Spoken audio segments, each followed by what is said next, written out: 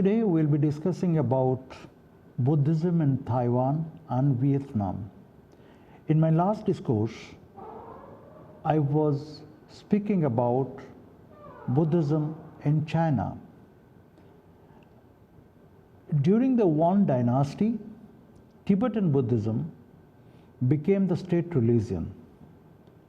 During the Ming rule, that is 1368 to 1644, the Chan school became the dominant tradition in China, and of all monks, they were affiliated with Chan. In the 17th century, Buddhism was spread to Taiwan by the Chinese immigrants. Buddhism was brought to Taiwan during the Dutch colonial rule, when settlers from Chinese province of Fujian, the Guangdong, they came to Taiwan.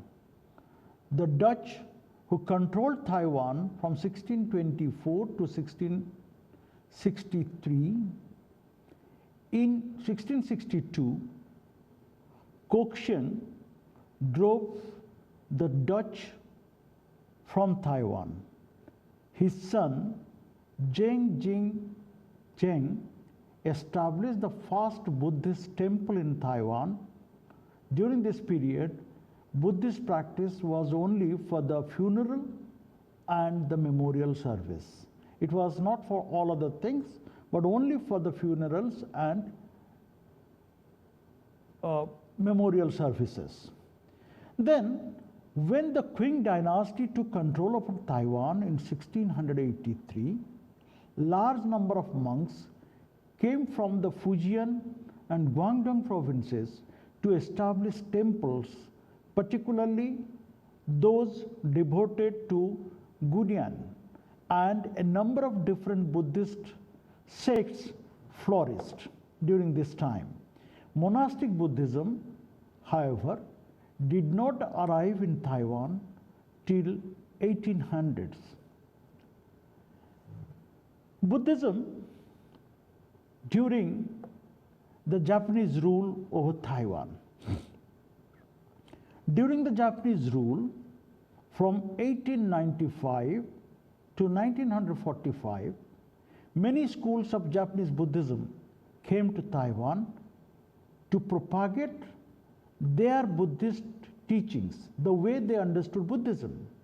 These were Kegon, Tendai, Shingon, Rinzai, Sota, Jodoshu, Jodoshinshu, and Nirchen, and many Taiwanese Buddhist temples came to be affiliated with one of these, because the Chinese, because the Japanese, when they took control over Taiwan, many Japanese monks came here and established their different schools, and the Taiwan Buddhist temples, they were under pressure or voluntarily. They sought affiliation with one of these temples established by the Japanese monks. Then, with the defeat of Japan in the World War II, Taiwan fell under the control of Chiang Kai-shek. Chiang Kai-shek government took control of this particular area with the defeat of Japan in the Second World War. In 1949, a number of mainland monks, that means the monks from China, fled to Taiwan alongside Chiang's military forces. They came with Chiang Kai-shek, with his military forces, and naturally they received the preferential treatment by the new regime. Its authority began to decline. In 1960s, when independent Buddhist organizations began to be permitted, and especially since 1987's lifting of martial law in Taiwan. When martial law was lifted in Taiwan during 1987, many independent Buddhist organizations started operating in different parts of Taiwan. Buddhism experienced a rapid growth since then in Taiwan following the war, which has been attributed to the immigration of several Buddhist teachers from China and after the defeat of nationalists in the Chinese Civil War. We find the growth of humanistic Buddhism. So, Buddhism in Taiwan was but an extension of Chinese Buddhism, but during different times, during the rule of different rulers, whether it is colonial, whether it is Chiang Kai-shek government, so the religion continued to change from one from the other, and it is only in 1987, when the martial law was lifted in Taiwan, Buddhism experienced a rapid growth amongst the people of Taiwan. Then, one of the schools was known as humanistic Buddhism. Now, what is this humanistic Buddhism? Humanistic Buddhism is something to do with the human beings. So, what is this humanistic Buddhism? It is a form of Buddhism which promotes a direct relationship between Buddhist communities and the wider society. It was to connect the society with Buddhist communities. It was also known as the society or socially engaged Buddhism. Here, the religion got itself engaged with the society. It focuses on the improvement of society through participation in aspects like environmental conservation. Humanistic Buddhism is thus a major distinguished trait of modern Taiwanese Buddhism.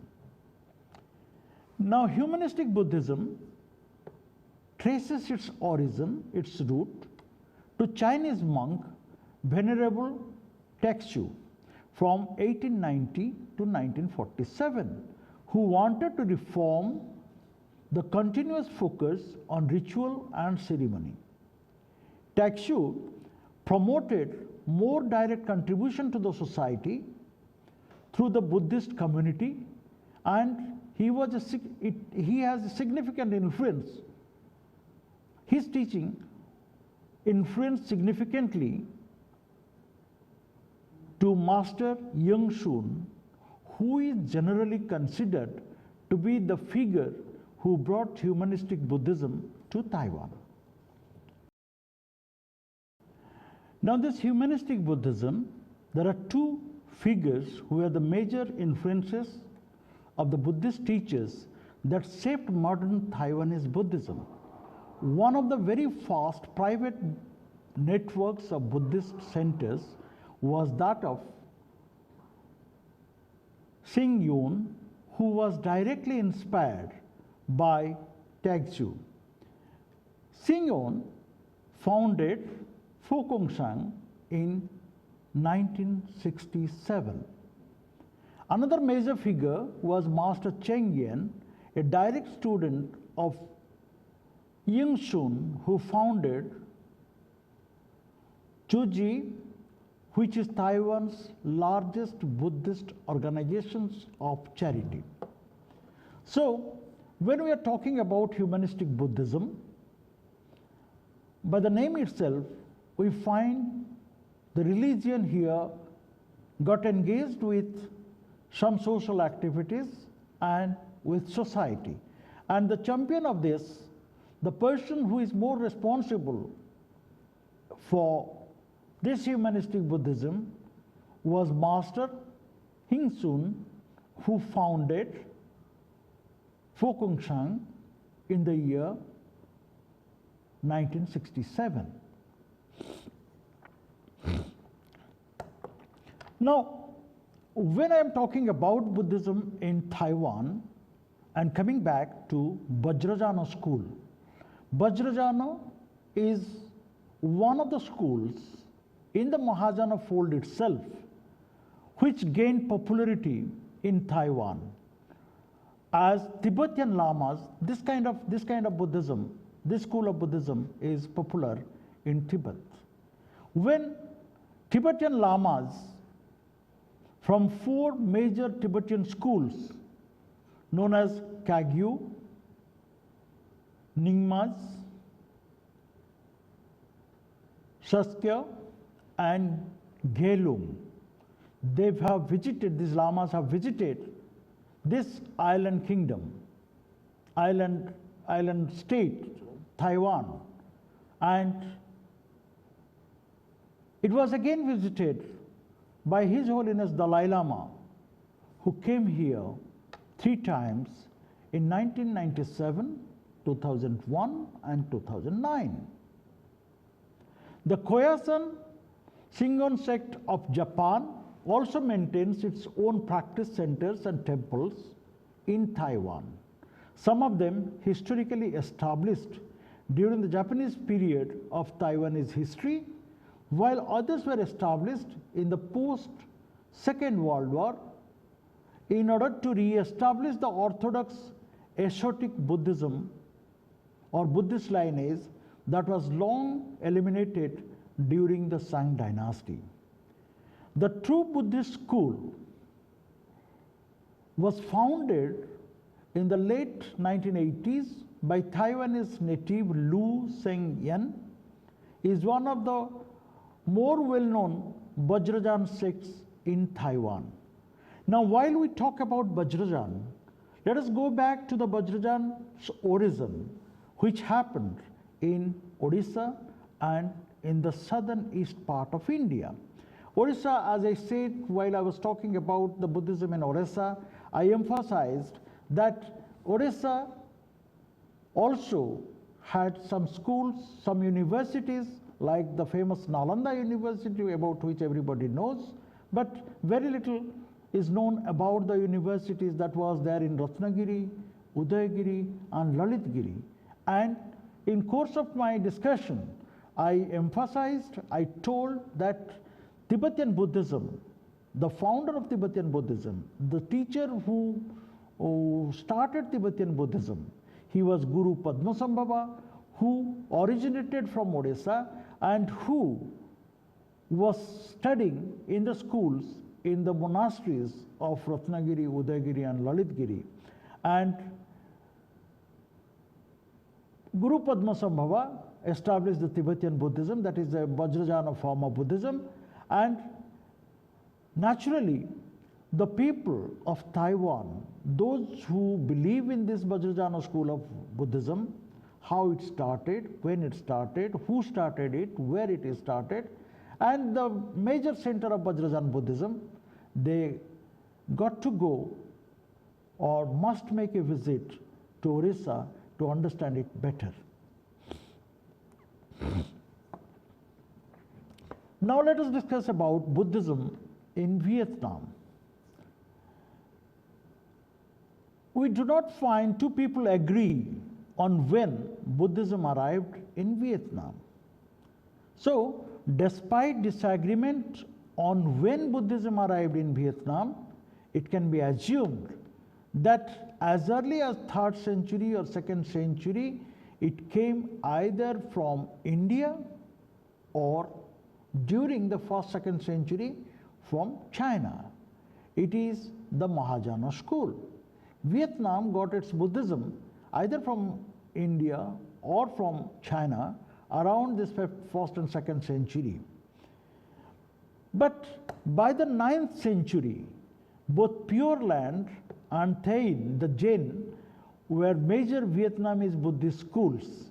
In the southern kingdom of Champa, Hinduism, or you can say Brahmanism, and Theravada school of Mahayana were well practiced. They are all practiced there until 15th century AD, when an invasion from the north led to the dominance of Chinese-based forms of Buddhism. Till 15th century, both Buddhism and Hinduism was the dominant force in Vietnam. But when there has been an invasion from the northern side, it led to the dominance of Chinese-based Buddhist practices in Vietnam. Theravada Buddhism, the Buddhism that is being practiced in Sri Lanka, continue to exist in the south of Vietnam. Vietnamese Buddhism is thus very similar to Chinese Buddhism and to some extent reflects the structure of Chinese Buddhism after the Song dynasty.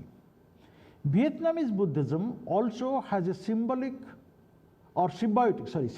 relationship with Taoism, Chinese spirituality, and the native Vietnamese religion. Because in order to exist in that land and in order to be popular in this land, Buddhism had adopted some of the practices which was there in the native Taiwanese religion and some traits of Taoism. Then we come to Buddhism in Korea. Though many Korean monks we know have visited India and China in the 6th century to study Buddhism, yet Korea got introduced to Buddhism in the 4th century AD. During this 6th century, it traveled to China and India to study Buddhism, because in these centuries, many Koreans went to India and to China to study Buddhism. Various Korean Buddhist schools were developed in this time, and Buddhism prospered in Korea around 688 to 926, when it became a dominant force in the society.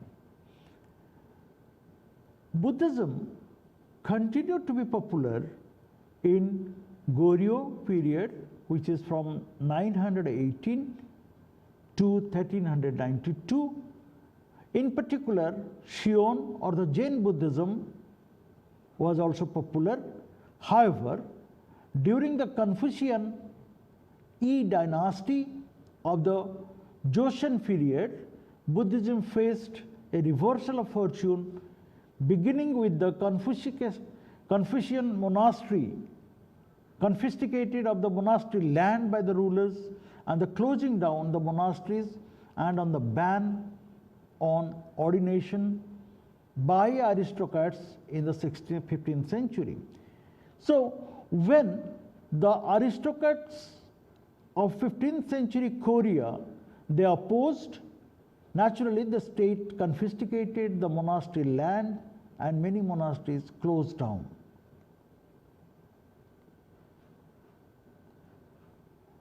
Then we come to Buddhism in Japan. Buddhism started in Japan in the 6th century by the Korean monk bearing sutras and an image of Buddha.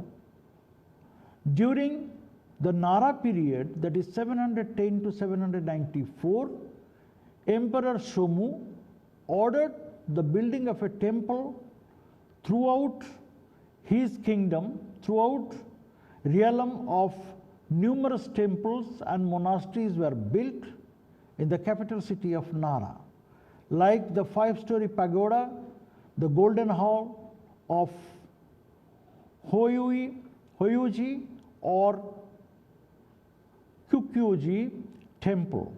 There was also a proliferation of Buddhist sects in the capital city of Nara. During this late Nara period, the key figure of Kokai 774 to 835 and Seicho in 757 to 822 founded the influential Japanese school of Shingon and Tendai respectively. An important doctrine of these schools was Hongaku, innate awakening or original enlightenment. They say it original enlightenment. Later, in the Kamakura period, from 1185 to 1323, there were 6 new Buddhist schools founded, which